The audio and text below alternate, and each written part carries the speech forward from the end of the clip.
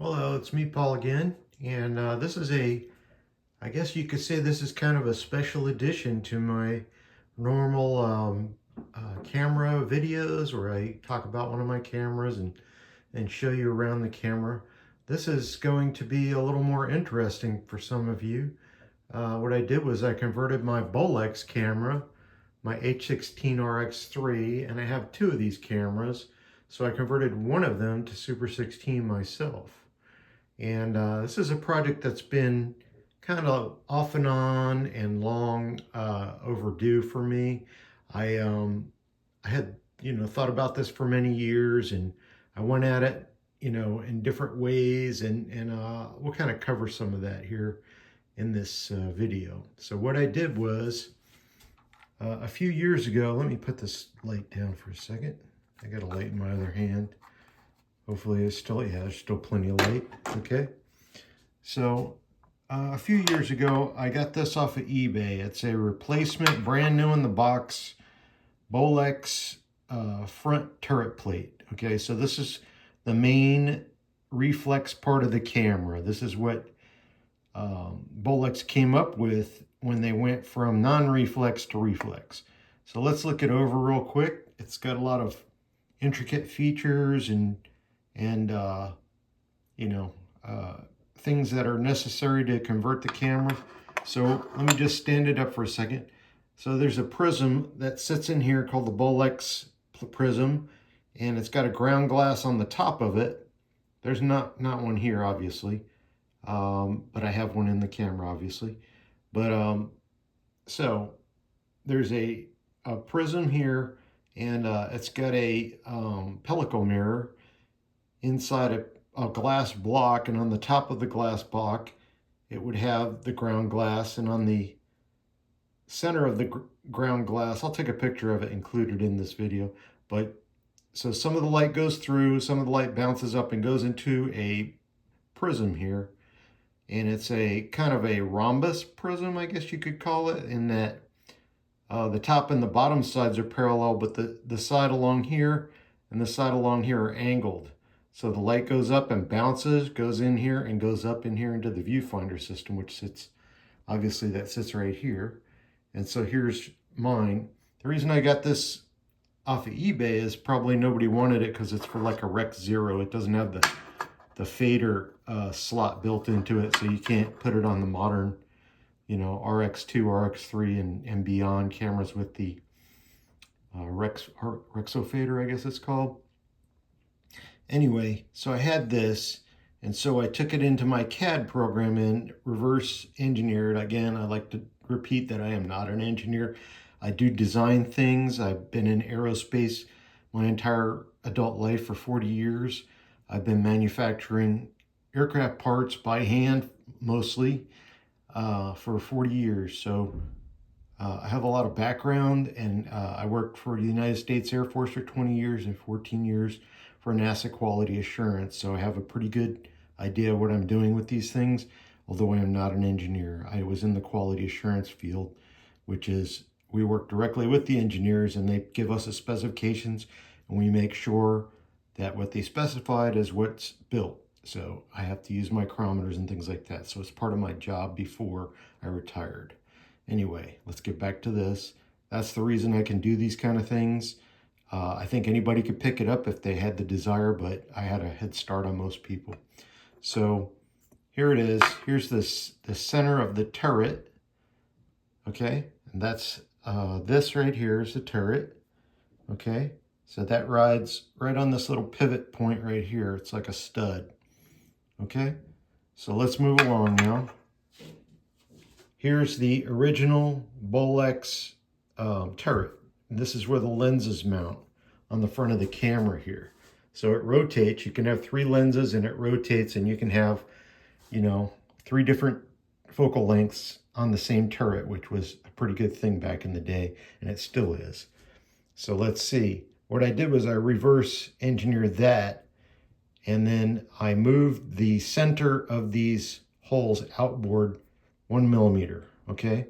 So in the CAD program that I'm using, I designed it, then the circle that these 3 lenses set on, that makes them, centered on this circle here, I moved it out 1 millimeter in every direction. So 1 millimeter this way, 1 millimeter this way, 1 millimeter that way. That recentered the lenses for Super 16. Now we move to the gate. I've covered some of this in another video, but I'm going to go over it again in this one in case somebody didn't see that one. Here's the original Bolex regular 16 millimeter gate. As you can see, it is thicker along this rail right here. And when a camera is converted to Super 16, they take the original gate, most people do, they take the original gate and they thin this rail and make it thinner by reducing it 1 millimeter this way. And then they open the gate up 1 millimeter also in the same direction this way. So here are two that I had made previously. Here's one I had 3D printed in steel, but then I had to do a lot of hand work to make it smooth and polished and the right thickness. So 3D printing it a tiny bit taller than it needed to be and then hand grinding it using wet stones and diamond abrasive stones and things like that by hand. Took me hours and I got it in specs, but it was way too hard, too much work. So here's what I came up. They're the same design, the same CAD program, but I sent this one to PCBWay and I had it machined to my specifications. So it's exactly the same thickness as the original gate. But as you can see, I've got it upside down again. Let me turn it this way. So here's the rail that gets thinned when you convert the camera to Super 16. Okay, I know there's not enough light in here, sorry about that. Okay, so this is the thinner rail. This is the original rail. So then you have to make a little plastic insert that goes into the claw pull down window, and that prevents wear to the claw rather than having it hit steel. Bolex later installed plastic plastic pull down claw window filler in here. And so as you can see, this is Super 16 and this one is Super 16. This is regular 16. So now I have them doing a process called electro polishing, where they run an electrical current through it in reverse and put it in a solution, and then that over time polishes the surface without doing any kind of buffing to it. So it comes out very slick and smooth, and I don't have to spend hours hand grinding it. So I check these with a micrometer and they match. The thickness matches. The window's exactly where I needed it. The holes match. Everything matches. So it's a drop-in replacement for the original Bolex regular 16 gate. Cool. So what I did was, I didn't want to modify the original turret, okay? When most people do a conversion of these cameras, what they do is they drill this hole a little oversized, they install a brass bushing in there, and then they move the center of the hole towards this direction, which makes this one move over this way. Okay, actually, they would have to move it that way to move it this way. So that recenters this. Only this lens gets recentered over the center of this new Super 16 gate. Okay, so this circle needs to be centered on that gate. So I didn't want to do that, so I redesigned the whole thing in the proper configuration, where all of these three holes are in the correct orientation over the top of the gate. So it wasn't very hard. It took me like an hour to do this. Okay, so what I did was I sent a 2D sketch off to Send, which is a company that does laser cutting, and I had these blanks made to my specifications.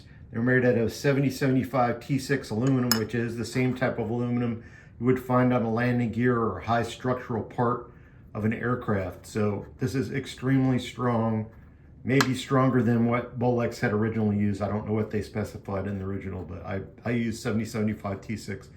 Then I tapped all three holes 1 inch by 32 teeth per inch threads, 1, 2, 3. And this is just a blank. I hadn't done it. Here's one that I had started to hand make, and I was like, this is too much work. Let me just go have these laser cut. Okay, but I had to specify material that was too thick. It's thicker than this material here. So what I had to do is I took it on my lathe and I went around each of these circles, chucked it up in the lathe internally, and then cut the outside down to the proper thickness, the same thickness as this. There's a boss right to the outside. I don't know if you can see it, but there's a little lip that rises up.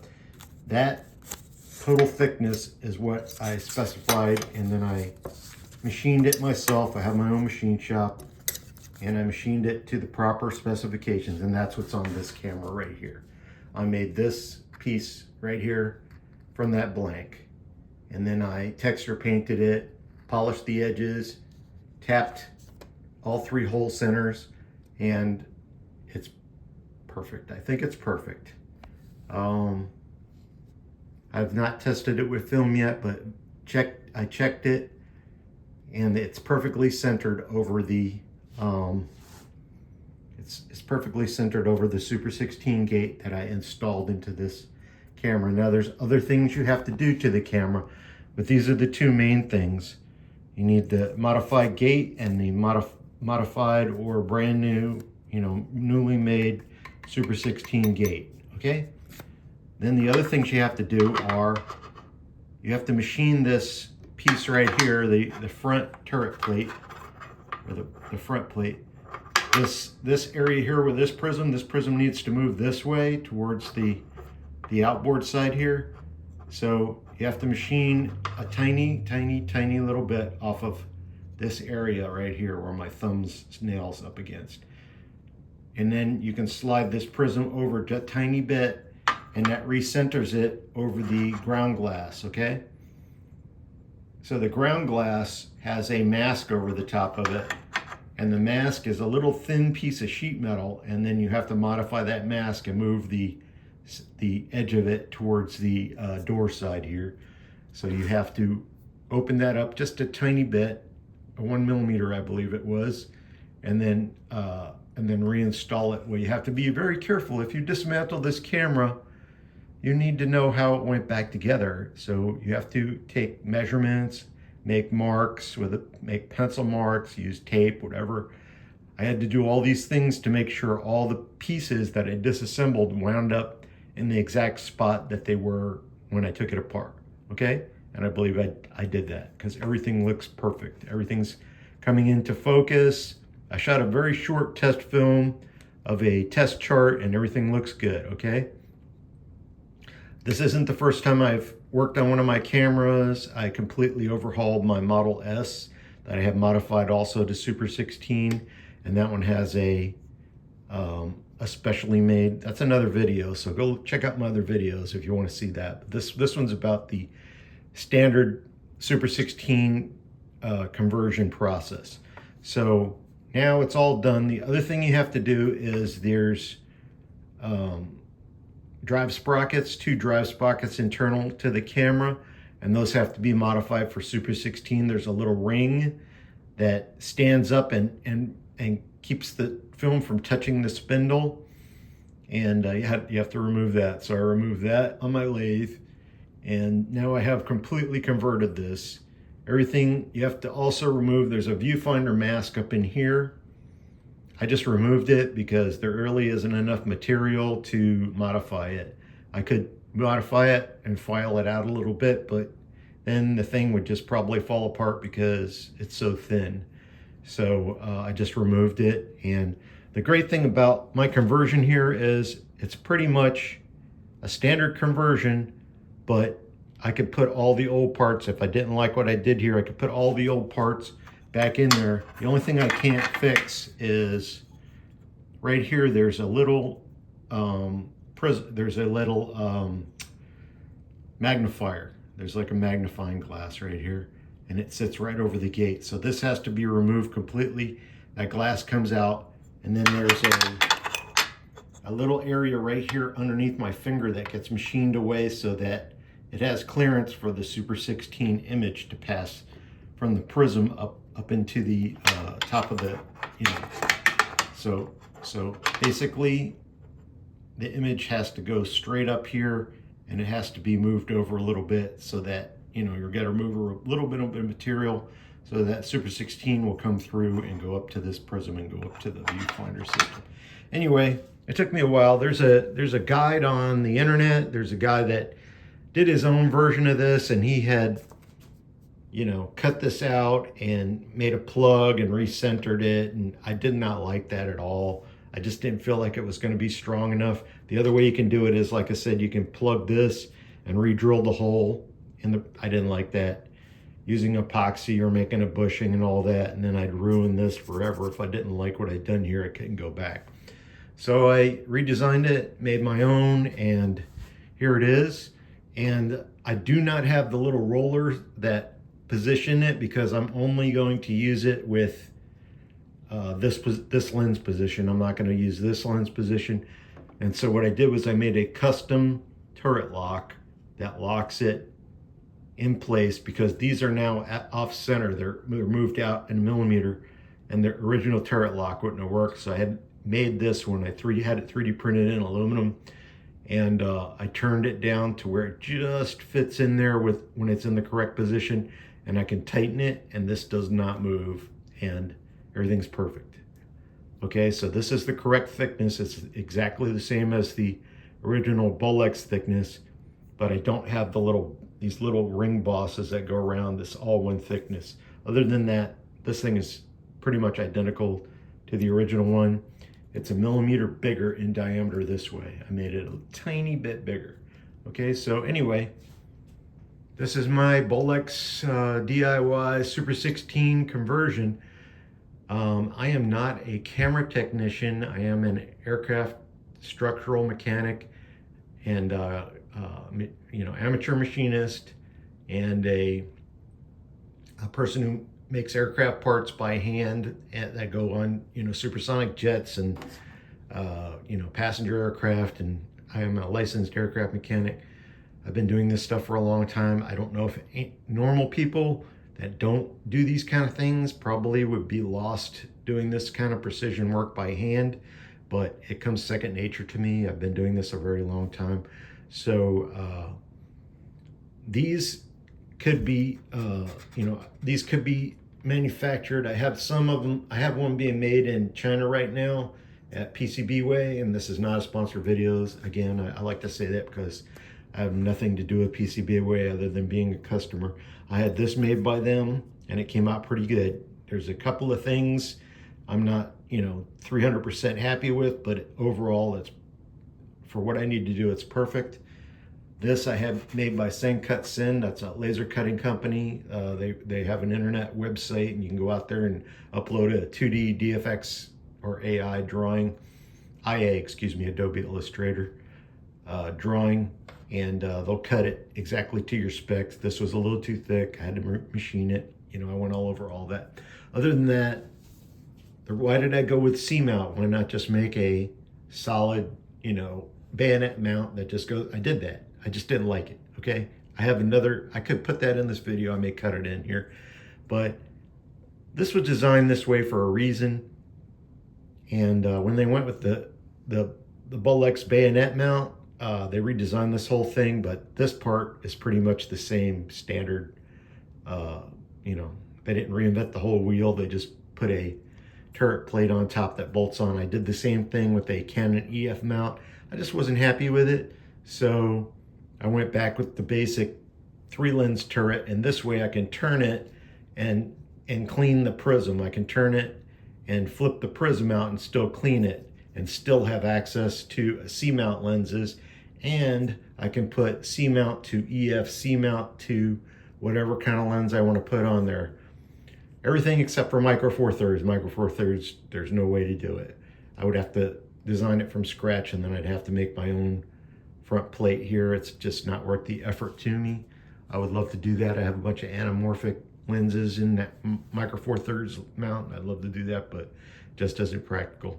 So anyway, I hope you enjoyed this video. I'm going to cut some pictures of my CAD drawings and stuff into this video, but this has gone on for 20 minutes, and if you stayed this long, thank you very much. Check out my other videos. I have another video where I did a full conversion from non-reflex to reflex using a pellicle mirror, and that's a pretty interesting video, but I I wanted to do a Super 16 and something that I could put back pretty much the same way it was before I started if I wanted to. So anyway, that's the end of this video, and thank you. And check out my other videos and subscribe if you like this video.